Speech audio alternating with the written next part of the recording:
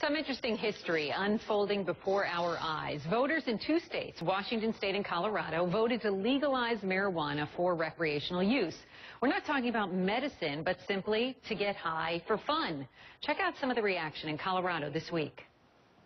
I am feeling amazing. This is the best day I've seen in my life. And obviously, it's always nice to be right. So, but you know, we're really happy, and most importantly, it's just wonderful that we're not going to see another 10,000 Coloradans arrested and made criminals in this coming years. But here's something else you don't hear that often. Police also in favor of pot legalization. Joining me now is Neil Franklin. He's a 32-year law enforcement veteran in Maryland and also speaks for a group called LEAP, Law Enforcement Against Prohibition. Neil, good morning.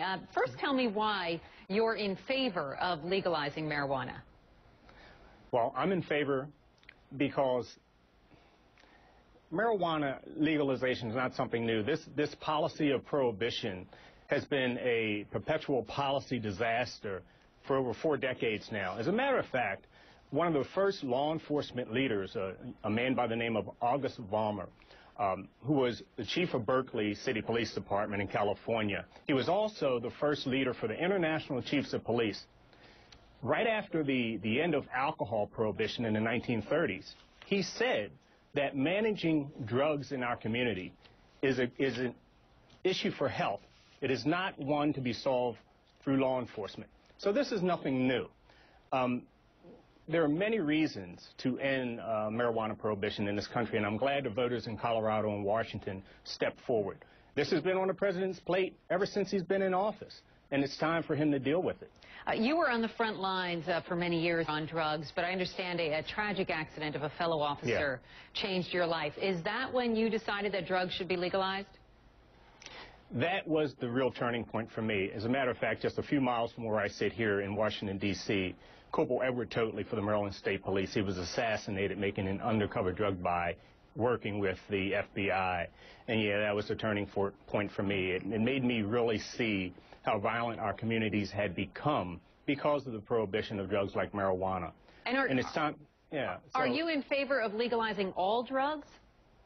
Oh, absolutely. We have to get it away from criminal hands.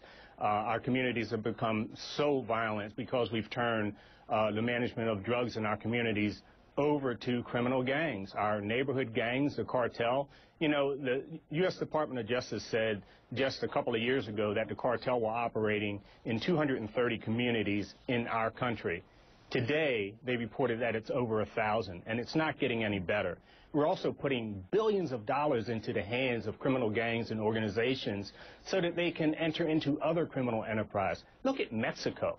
Over the past 5 to 6 years, they have had over 60,000 of their citizens murdered by the cartel, 10,000 citizens still missing, thousands of orphans who are being recruited by the cartel to carry on the criminal business. So, but doesn't this change? I mean, we've been telling our children for decades, drugs are bad, don't do drugs.